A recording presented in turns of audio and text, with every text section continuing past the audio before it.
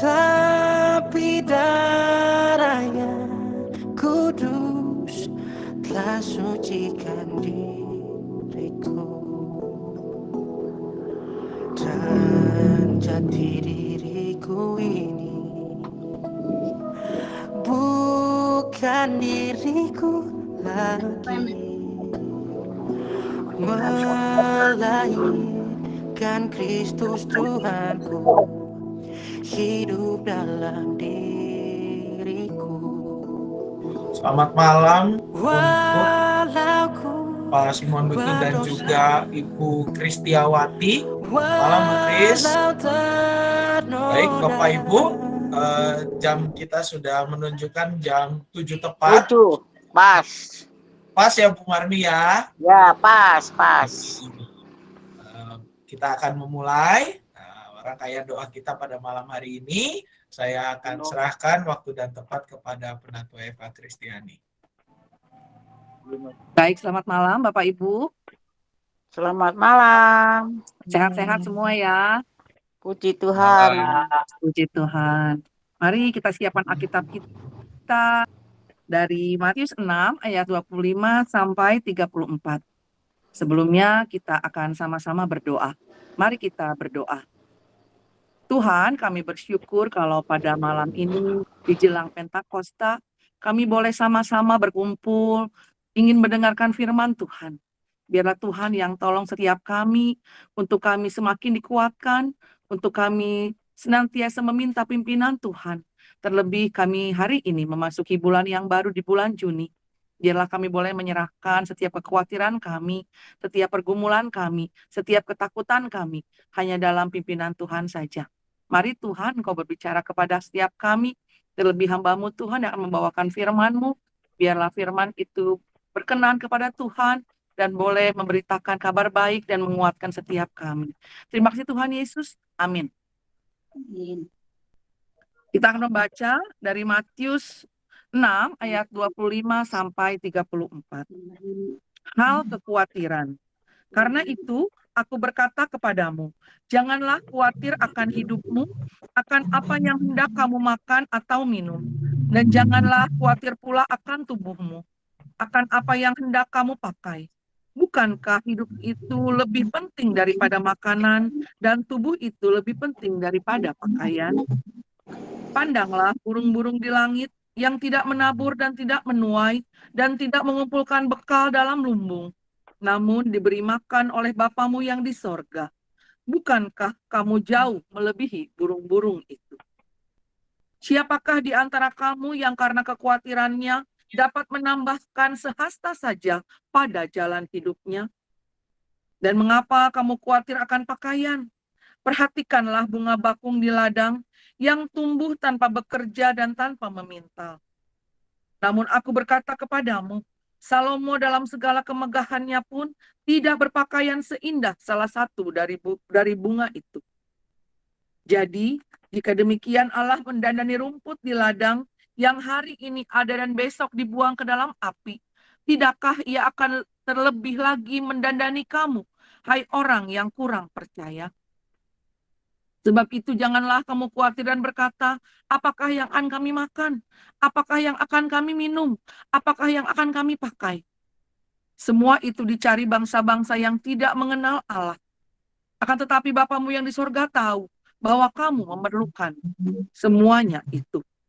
Tetapi carilah dahulu kerajaan Allah dan kebenarannya, maka semuanya itu akan ditambahkan kepadamu. Sebab itu, janganlah kamu khawatir akan hari besok, karena hari besok mempunyai kesusahannya sendiri. Kesusahan sehari cukuplah untuk sehari. Demikian pembacaan firman Tuhan. Yang berbahagia adalah setiap kita yang mendengarkan, memelihara dan melakukan dalam kehidupan sehari-hari. Haleluya. Bapak Ibu yang kasih dalam Tuhan Yesus Kristus, setiap kita pasti pernah merasa khawatir. Kekhawatiran itu bukan sebuah aib ya Bapak Ibu, bukan sesuatu yang harus kita tutup-tutupi, melainkan merupakan sesuatu yang normal dan wajar. Jadi kita tidak perlu malu untuk mengakuinya dan bisa bercerita kepada orang terdekat daripada dipendam sendiri, dan membuat semakin khawatir.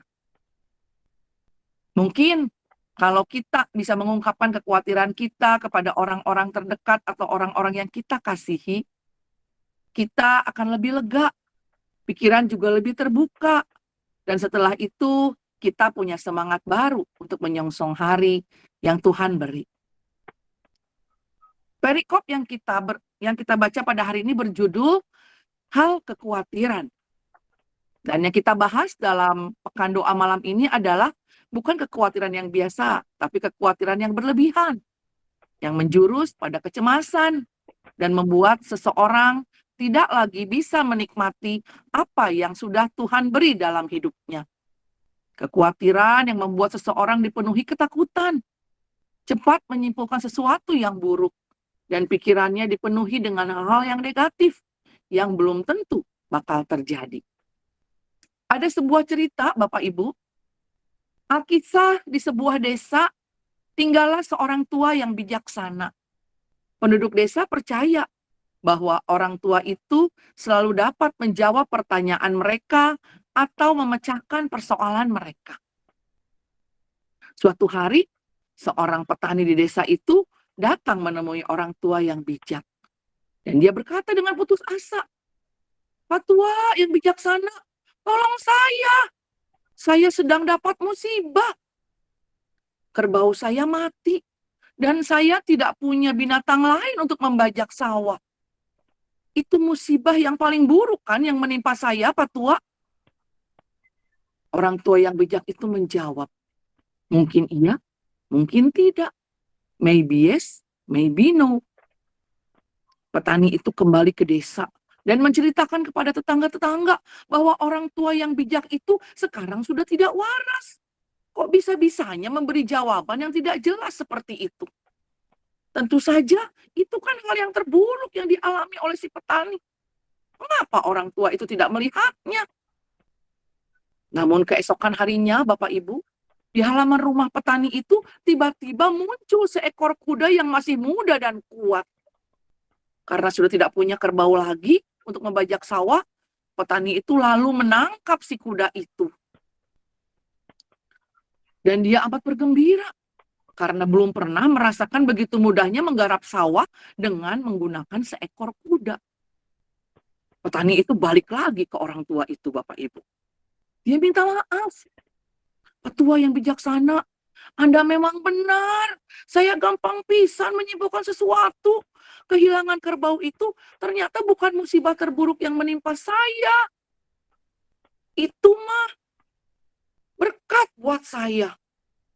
Coba, kalau kerbau saya tidak mati, saya tidak bakal punya kuda yang baru. Anda pasti setuju kan, Pak Tua? Ini hal terbaik kan yang saya dapatkan?"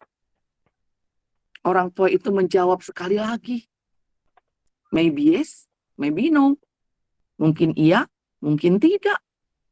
Wah, lagi-lagi begitu jawaban si Pak Tua itu. Benar-benar ini mah udah nggak beres ini Pak Tua nih. Petani itu pulang dengan marah dan panas hati.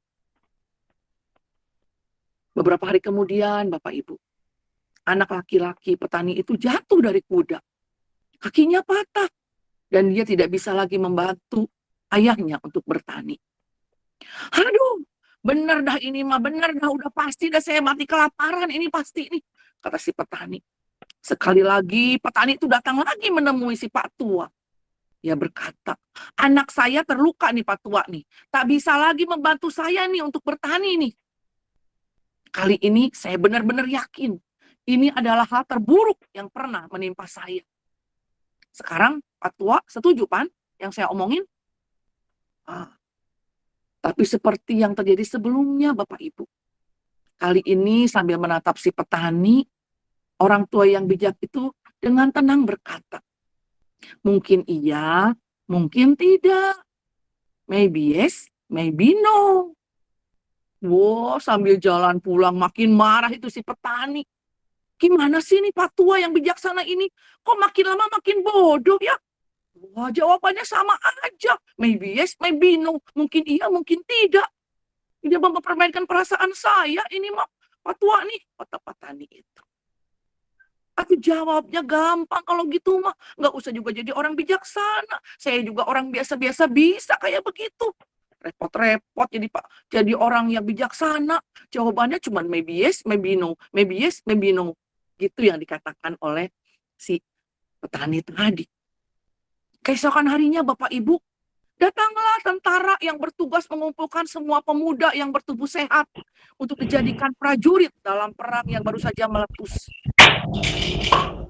Anak laki-laki si petani itu adalah satu-satunya pemuda yang tidak ikut serta. Ia tetap hidup ketika pemuda-pemuda di desanya banyak yang mati dalam peperangan.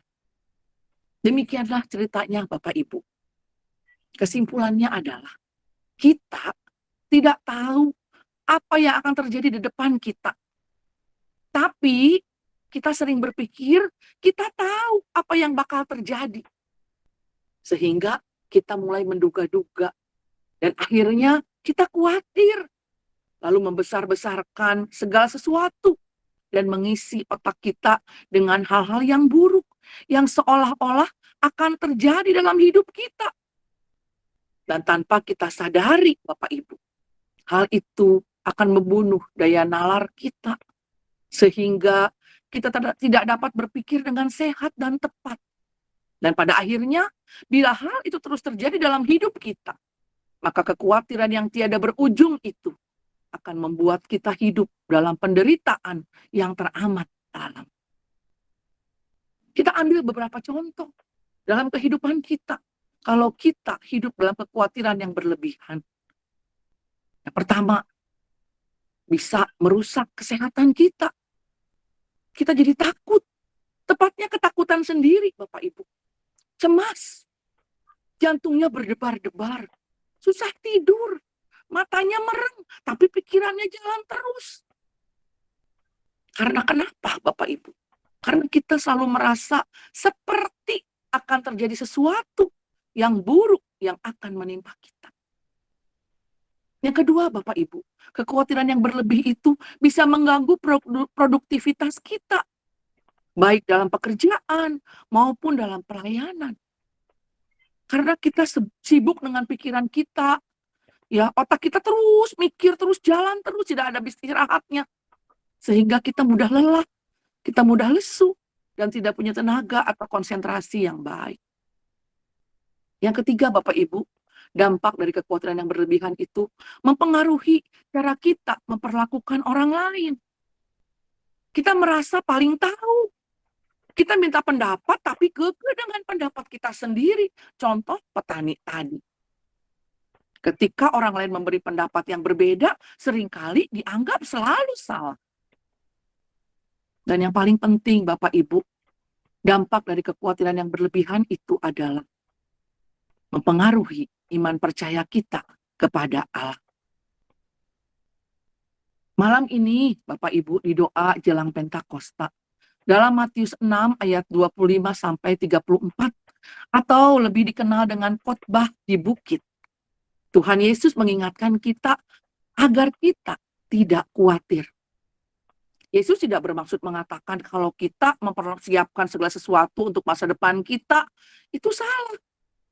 Tapi Yesus berkata jangan sampai kekhawatiran itu membuat kita menjadi orang-orang yang tidak percaya akan pemeliharaan dan kasih Allah. Di ayat yang ke-26, Bapak Ibu mari kita buka lagi ayat 26. Dikatakan, pandanglah burung-burung di langit yang tidak menabur dan tidak menuai dan tidak mengumpulkan bekal dalam lumbung, namun diberi makan oleh Bapamu yang di sorga.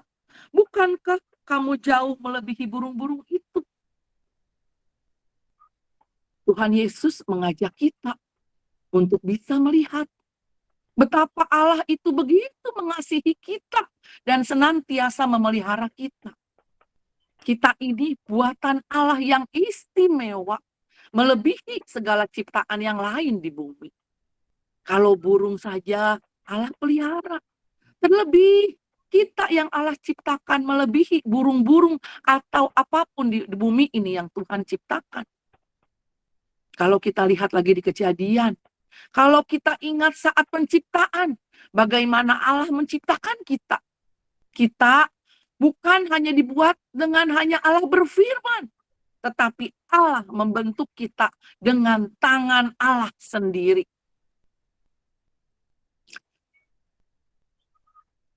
Di ayat ke-33, Bapak Ibu dikatakan, carilah dahulu kerajaan Allah dan kebenarannya, maka semua itu akan ditambahkan kepadamu. Yesus mengingatkan kita agar kita mengutamakan Allah dalam hidup kita. Memberi Allah itu tempat yang pertama dalam semua bidang kehidupan kita. Memenuhi pikiran kita dengan keinginan-keinginan Allah. Dan hidup dengan memiliki karakter Allah. Bukan fokus pada kekhawatiran-kekhawatiran.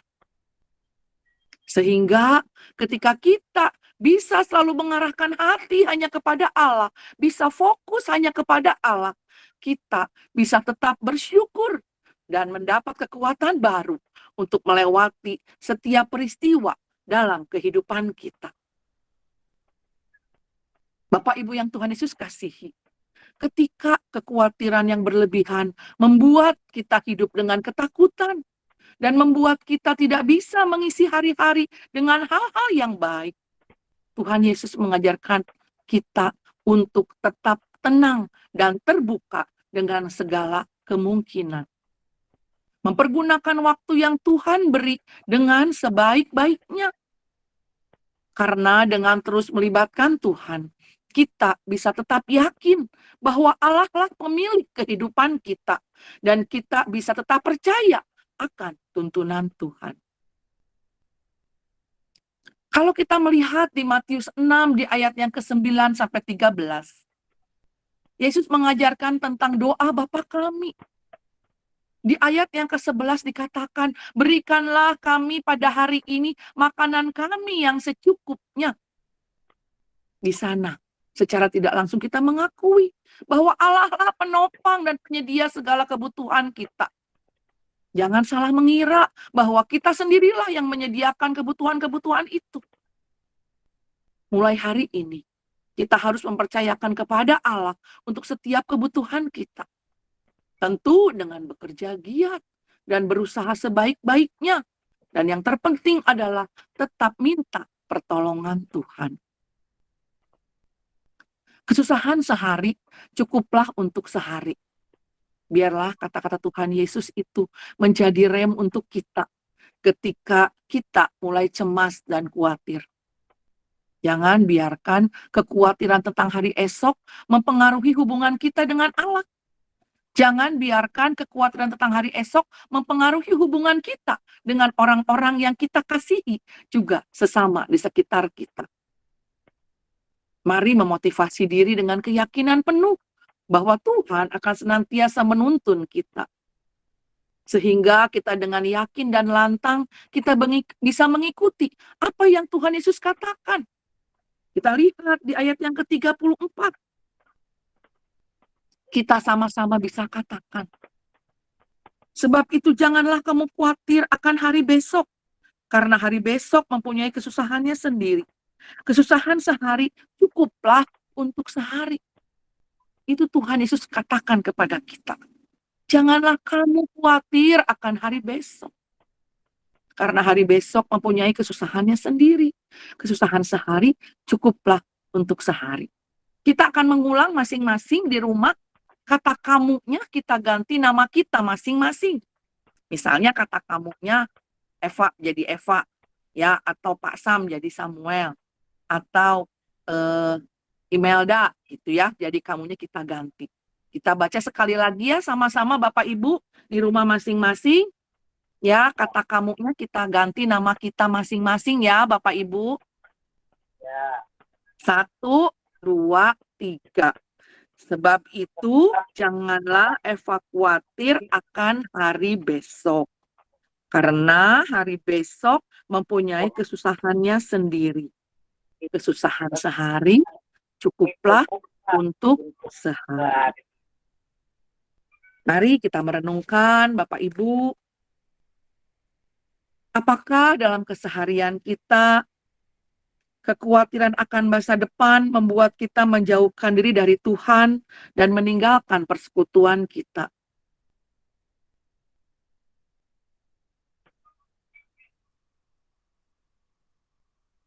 Apakah kita bersedia untuk menyerahkan hidup kita kepada Tuhan dan diproses dalam jalannya?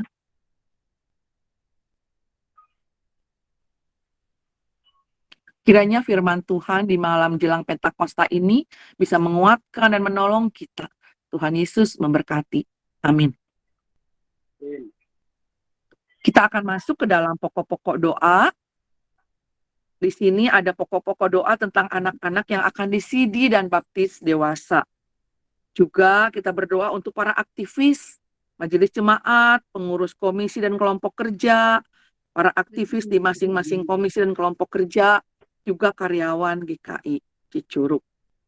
Juga doa untuk Mama Pendeta Sam, ya, yang dalam pemulihan. Mungkin ada pokok doa lain, Bapak Ibu?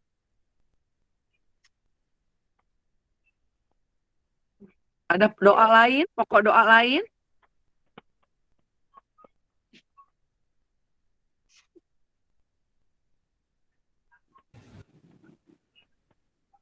Adiknya Bu Aslanto, si Bu Haryanti, adiknya Bu Aslanto, Bude.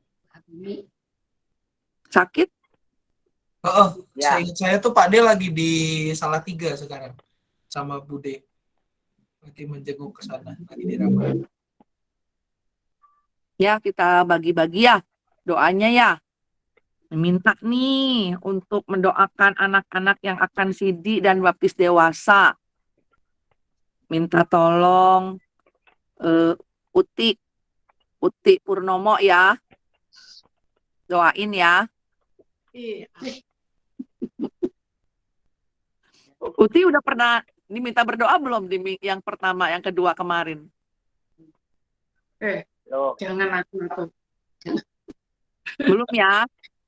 Uti berdoa deh buat anak-anak ya yang mau sidi dan baptis dewasa. Yang doain majelis jemaat nih, minta tolong Ibu Kristiawati ya Bu. Baik, Bu. Terima kasih. Yang mendoakan pengurus komisi dan kelompok kerja, juga aktivis, minta tolong. Ada siapa aja nih ya? Minta tolong Mbak Tini ya, yang jauh di Solo, doain. Baik, Untuk, Ci. ya, terima kasih. Untuk karyawan GKI Cicurug nih, siapa yang mau bantu doa? Email ya, email, doain. Oke. Pegawai gereja maksudnya? Karyawan? Sekalian sama Mama Pendeta Sam ya dalam pemulihan. Oke. Satu lagi untuk Ibu Haryati, adiknya Ibu Aslanto. Kita minta ada Pak Simon Dutu ya, Pak Simon? Pak Simon?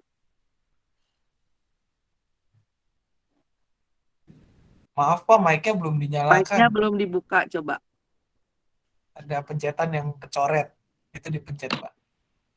Yang kecoretnya.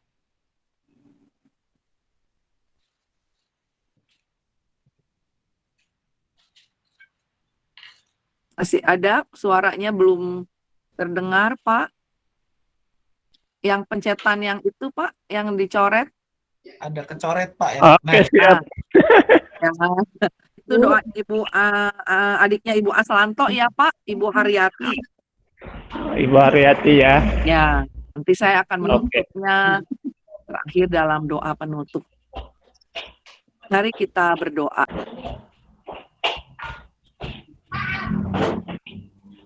Bapa kami yang di surga mulia, dan kami kenal dalam Tuhan kami Yesus Kristus. Terima kasih Tuhan atas Tuhan pada kami, sehingga saat ini kami dapat mengikuti kebaktian doa ini Tuhan. Kami berdoa untuk anak-anak kami, ibu kami yang akan sidi dan dibaptis Tuhan. Kiranya Tuhan sendiri yang menolong mereka, mempersiapkan hingga nantinya berjalan dengan baik.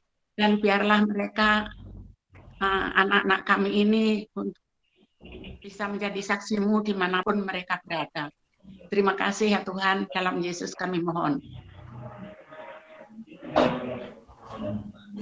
Bapa di dalam surga, kami senantiasa datang pada Tuhan.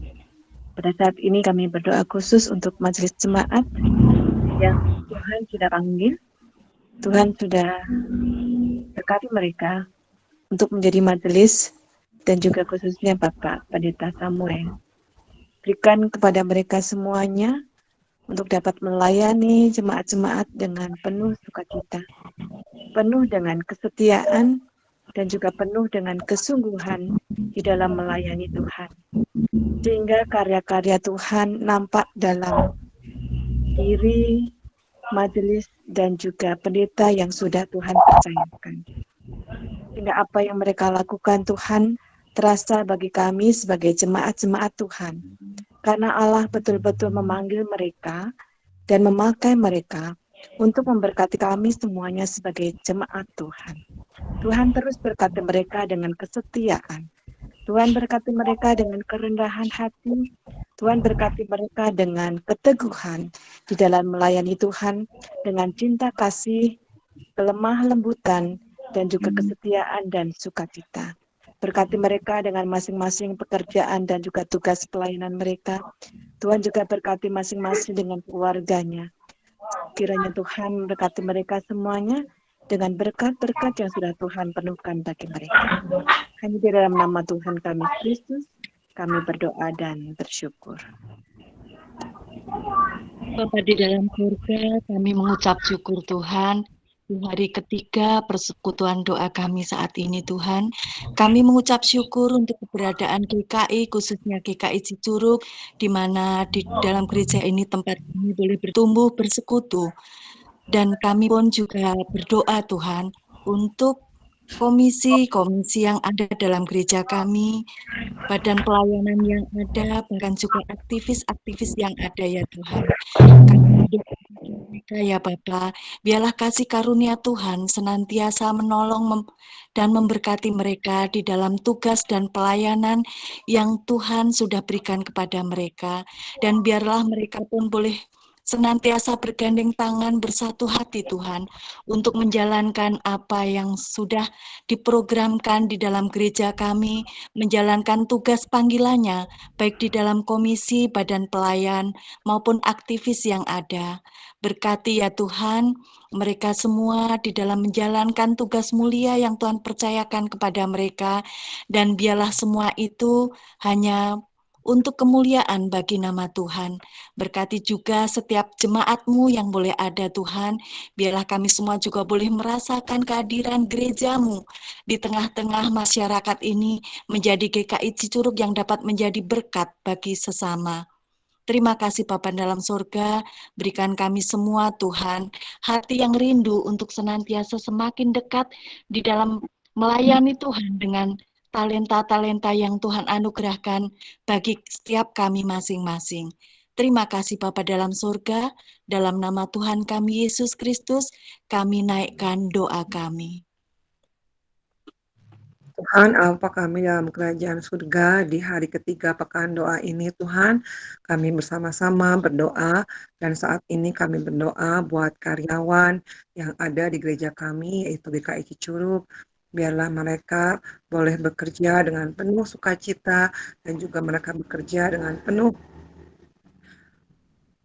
sukacita dan selalu bersyukur ya Tuhan, karena Engkau selalu memimpin mereka dan selalu ada bersama mereka, dan beri mereka selalu kesehatan ya Tuhan, dan biarlah mereka bekerja untuk menjadi berkat bagi keluarga mereka.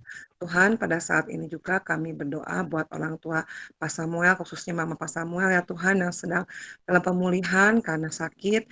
Biarlah Tuhan menyertai dia ya Tuhan, bersama dengan Bapak di persatuannya ini. Biarlah mereka boleh selalu bersandar kepada Engkau. Tuhan, kami serahkan doa ini dalam nama Tuhan Yesus. Kami berdoa dan mengucap syukur selalu.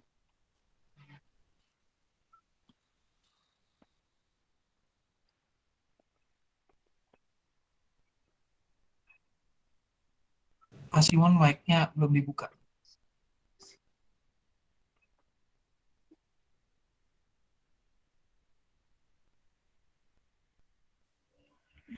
Tuhan Yesus, terima kasih untuk firman-Mu yang baru saja memotivasi kami untuk kami hidup senantiasa seturut dengan kebenaran firman-Mu, bahwa kami harus percaya, kami harus beriman teguh hanya kepada Tuhan, dan kami mengakui bahwa Tuhan satu-satunya penolong dan penopang hidup kami. Malam hari ini kami teringat akan saudara kasih kami, adik dari Pak Selanto, Ibu Hartati, yang sedang mengalami sakit. Kami percaya bahwa Tuhan sanggup menolong, Tuhan sanggup menyembuhkan dengan kuasa darah-Mu, dengan tim dokter, ataupun dengan obat-obatan yang dikonsumsi. Tuhan berkati sehingga semuanya dapat menolong untuk bisa menyembuhkan sakit penyakitnya. Terima kasih Tuhan, ini doa kami yang kami naikkan, yang kami alaskan di dalam nama Tuhan Yesus. Haleluya. Tuhan, terima kasih untuk doa yang boleh kami panjatkan kepadamu. Itu merupakan sebuah bentuk kepedulian dari setiap kami, di mana kepedulian menggerakkan kami untuk bertindak. Kepedulian membuat kami belajar untuk semakin bersyukur. Kepedulian membuat kami juga bisa melihat bahwa begitu banyak di sekitar kami yang mengalami kesulitan melebihi kami. Biarlah kami tidak khawatir. Kami juga tidak selalu mengisi hari-hari kami dengan hal yang tidak baik. Dan terlebih lagi Tuhan, biarlah kami hidup seturut kehendak Tuhan saja. Terima kasih untuk semua yang Tuhan beri. Terlebih 1 bulan berlalu dalam pimpinan Tuhan. Kami sekarang sudah memasuki bulan yang baru. Biar Tuhan tolong kami untuk kami menjalaninya dengan sukacita, dengan selalu meminta pertolongan Tuhan. Kami juga berdoa untuk rekan-rekan kami yang berulang tahun di bulan Juni ini. Biar Tuhan pakai mereka, Kau menambahkan 1 usia untuk mereka. Mereka pun bisa mengisi hidupnya dengan semakin menyenangkan hati Tuhan. Terima kasih Tuhan, kami menyerahkan hari-hari ke depan kami dalam penyertaan Tuhan saja. Biar Tuhan yang jaga setiap langkah kami, untuk kami bisa menjadi anak-anak Tuhan yang selalu bersyukur dan mengisi hidup kami dengan mengutamakan Tuhan di dalam kehidupan kami. Kami berdoa di dalam nama Tuhan Yesus yang sudah mengajar kami berdoa. Bapa kami yang di surga, kuduskanlah nama-Mu. Datanglah kerajaan-Mu, jadilah kehendak-Mu, bumi di sorga. Berikanlah kami pada hari ini makanan kami yang secukupnya. Ampunilah kami akan kesalahan kami, seperti kami juga mengampuni orang yang bersalah kepada kami. Janganlah membawa kami ke dalam pencobaan, tapi lepaskan kami daripada yang jahat. Kalau punya kerajaan dan kuasa dan kemuliaan sampai selama-lamanya. Amin.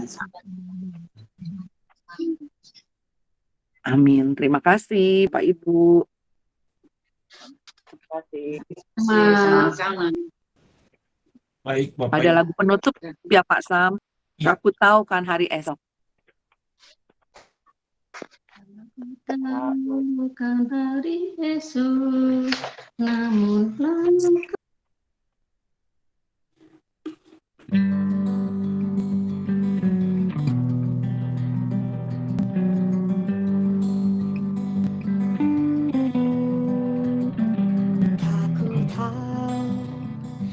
Hari esok, namun langkahku dekat, bukan surga ku harapkan, karena surga karenanya. Oh tiada ku gelisah akan masa menjalan. Ku berjalan serta Yesus, maka hatiku tenang.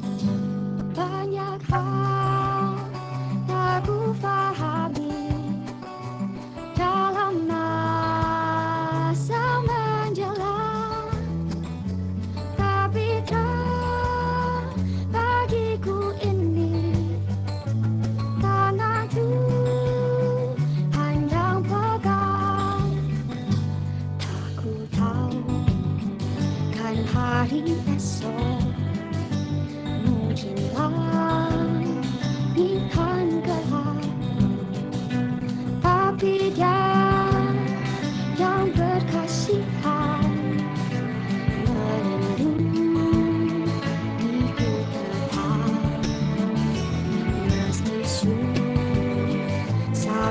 kalangan gelombang dunia menderu,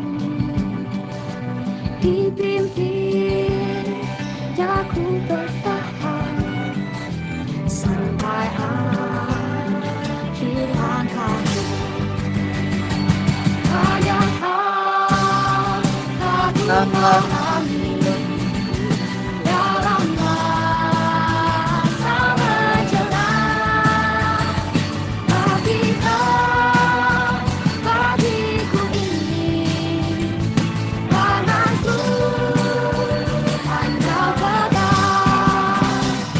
Banyaklah padu pahami dalam masa menjelang, tapi bagiku ini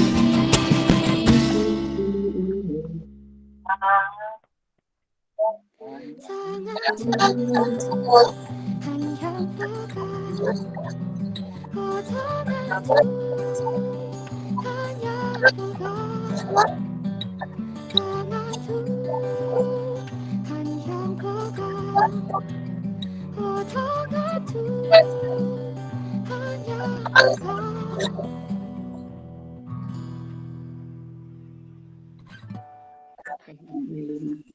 Plus satu. Plus satu. Plus 19 sampai 4. Baik, Bapak Ibu, terima kasih untuk Penatua EPA atas renungannya kesempatan malam hari ini. Bapak Ibu, besok kita akan kembali di jam yang sama, jam 7, melanjutkan rangkaian doa kita. Pada besok hari, bacaan Alkitabnya diambil dari Galatia 6 ayat 7 sampai dengan 9. Renungan akan dibawakan oleh Penatua Elisa Pujianto dengan tema Jangan Sesat, ya Bapak Ibu. Jadi besok kita kembali lagi untuk melanjutkan rangkaian doa kita tanggal 2 Juni jam 7 malam. Pemimpin renungannya adalah Penatua Elisa Pujianto.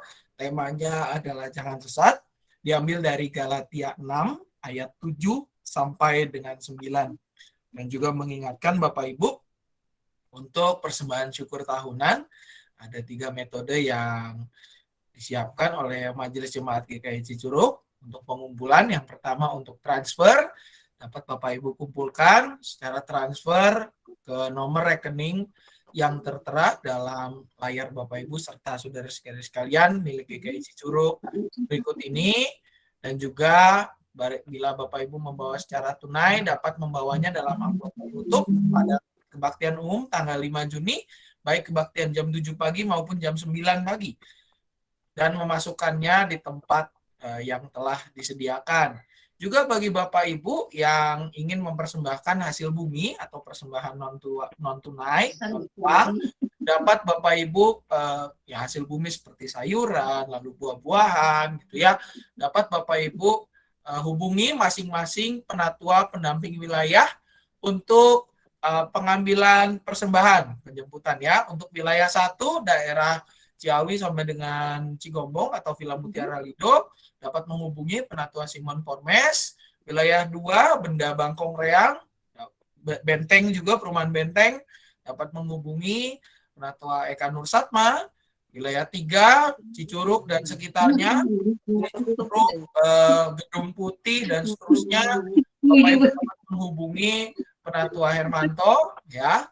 Dan juga wilayah 4 BCA Bawah dan juga Mekarsari dapat menghubungi Penatua Taninus. Untuk wilayah 5 Cidahu ke atas, BCA 2 sampai ke atas sampai Jaya Bakti dapat menghubungi Penatua Ratna Yuningsih atau Pendeta Samuel. Dan wilayah 6 Parungkuda dan sekitarnya sampai Cibadak dapat menghubungi Penatua Eva Kristiani. Besok kita akan kembali melanjutkan Bapak Ibu rangkaian doa kita. Demikian pengumuman yang bisa saya sampaikan. Juga mengingatkan untuk CD akan diadakan CD Bapak Ibu pada CD dan Baptis Dewasa pada tanggal 12 Juni 2022 di ibadah kedua, sehingga ibadah remaja digabung ke kebaktian umum. Baptis anak akan dilaksanakan pada ibadah tanggal 9, ya, ibadah tanggal 19 Juni jam 9 siang. Itu saja Bapak Ibu pengumumannya. Apakah ada lagi Bapak Ibu pengumuman yang lain? Baik, kalau sudah tidak ada pengumuman, terima kasih Bapak Ibu atas partisipasinya pada malam hari ini. Sampai ketemu besok malam jam 7 di link yang sama. Selamat malam, selamat beristirahat, Tuhan Yesus memberkati. Terima kasih Pak Sam, terima kasih Bu Ella. semuanya. Terima kasih. Terima kasih.